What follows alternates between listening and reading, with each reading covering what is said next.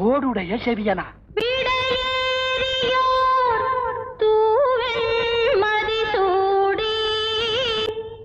தூவெண் மதிசூடி.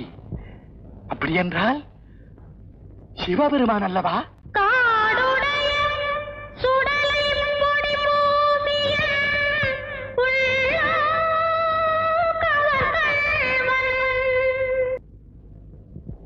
அவர் உன் உள்ளம் கவர்ந்தாரா?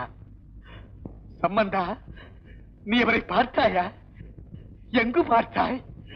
அவர் எப்படி இருந்தாரப்பா? தோடுடைய செவியா